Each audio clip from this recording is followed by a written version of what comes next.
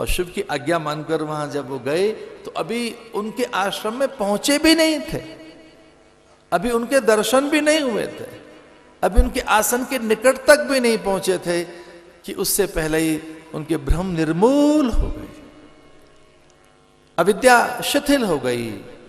चूंकि वह अहिंसा, संयम, सत्य, अस्तेय, ब्रह्मचर्य इनका साधन है। जहां यम नियम नहीं है वहां अध्यात्म बहुत दूर खड़ा है। सत्य, अस्तेय, ब्रह्मचर्य, अपरिग्रह, शौच, संतोष, तपस, स्वाध्याय, ईश्वर प्राणिधान, ये यम और नियम है।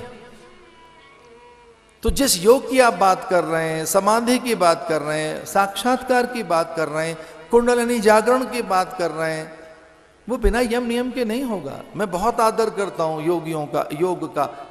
ये बहुत बड़ी बात है कि ये युग योग का युग आया है। और कोई मुझसे पूछे कि 21वीं शताब्दी का जो अंत है और फिर जो आगे आने वाला युग है उसका नाम क्या होगा, तो मैं बड़े विश्वास के साथ कहता हूं कि वो युग योग का युग होगा।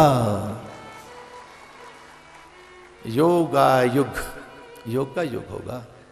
और ये योग भारत ने समझा है, कर्म योग, ज्ञान योग, जप योग, लय योग, ध्यान योग।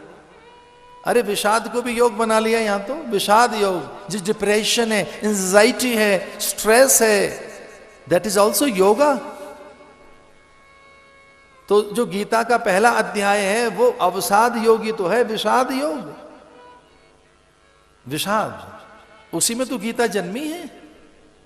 योगा कर्मशु कौशलम, एक और शब्द है मनोयोग। मनोयोग करो, ध्यान से करो, एकाग्रता से करो, लेकिन ये बिना यम नियम के सिद्ध नहीं होगा। ये स्थान ऐसा है जहां यम नियम की सिद्धि होती है। यम करते सत्य, अस्तेय, ब्रह्मचर्य, अपरिग्रह, अहिंसा। और वो स्वभाव में नहीं है तो योग सिद्ध नहीं होगा। गरुड़ जी का चित्त शांत हो गया, जाकर यहां उद्धव आए तो चित्त शांत हो गया। ये चित्त को शांत करने वाला, चित्त को एकाग्रता और निरोध देने वाला स्थान है। यहाँ अविद्या रहती नहीं। अविद्या किसे कहते हैं? अविद्या का अर्थ है जो असत्य को सत्य बताए, जड़ को चैतन्य बताए, अनित्य को नित्य बताए, असुचि को सुचि बताए, जो जड़ को चैतन्य बताए, जो पराये को अपना बताए। अरे ये शरीर भैया पराई चीज है, अपनी नहीं है, जोड़ तोड़ करके मिली है, ये जड़ है। अविद्या का अर्थ है जो अनित्य को नित्य बताए, जो अनित्य है उसे नित्य बताए, जो झूठ को सच बताए। ये अविद्या नाश होती है। यहां भ्रम का नाश होता है, भय चला जाता है। भय का निवारण इसी स्थान पर होगा, कथा में। और कोई मुझसे पूछे कथा का अर्थ क्या है, तो भैया जो सारी व्यथाओं का शमन करे वो ही कथा है।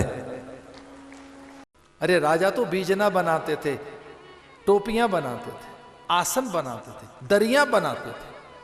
हमारे यहां कहा गया राजकोष का धन राजा का नहीं है। जो राजकोष का धन है वो राजा का नहीं, वो प्रजा का है। तो कितना है राजा का? राजा कैसे ले? कभी आपने मधुमक्खी से मधु अर्जन करने की कल्पना की है? मधुमक्खी कैसे लेती होगी? फूलों से रस। तो मधुमक्खी जाती है फूलों के पास और फूलों से रस ले आती है, वहां से मधुर मधु निकाल लाती है, पर फूल को पता नहीं लगता। पुष्प उच्छिष्ट अनुभव नहीं करता, मैं झूठा हो गया, मैं अधूरा हो गया, मैं अपूर्ण हूं, मैं छला गया, मैं ठगा गया। कौन चुपके से मेरा शहद ले गया? मेरे माधुर्य को कौन चुरा ले गया? फूल को तो पता भी नहीं लगता, इतने ढंग से चुपके से ले गई। उसके पास आई, उसका आदर करने लगी, चूमने लगी कली को, फूल को। वह कुछ देर बैठी और हाँ उसका आदर कर रही है। धीरे से बैठकर चुपके से ले गई चुरा कर मधुमक्खी, पर पता नहीं लगा फूल को। तो शास्त्र कहते हैं कि राजा को टैक्स कितना लेना चाहिए, राजा को प्रजा से कितना लेना चाहिए? जितना मधुमक्खी चुपके से फूल से लेती है, जितना फूल से लेती है। फूल को पता नहीं। साधक को भी यही बताया, सन्यासी को भी ऐसा ही बताया, इतना ही लो। उसे पता न लगे उतना जितने प्राणपण और औषधि जितना, बस भरण पोषण जितना, साधन रक्षण जितने में हो जाए, योग यज्ञ याज्ञ सत्संकल्प की सिद्धि जितने में हो जाए, राजा ज्यादा चाहता है। राजा को अंदर से कोई चित्कार करते हुए कहता है, राजा की जो कॉन्शियसनेस है, जो राजा की मूल आत्मा है, उसे धिक्कारती है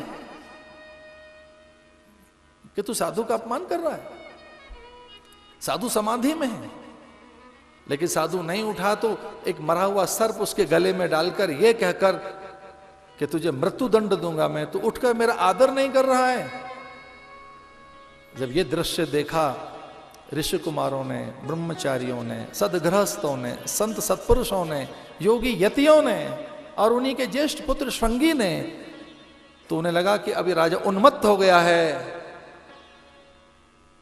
मुझे बहुत ही विनम्रता के साथ एक बात कहनी है, इस धरती पर हमारी भारतीय संस्कृति में राजतंत्र जैसा दिखता तो रहा है, पर सच मानिए वो राजतंत्र नहीं था, उसके पीछे कोई लोकतंत्र, कोई डेमोक्रेसी और कोई साधुओं का तप कार्य कर रहा था।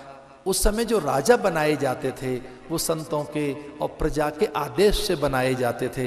राजा अपने आप नहीं तैयार होता था, वो संतों के मानस से पैदा किया जाता था, वो धार्मिक गलियारों से पैदा किया जाता था।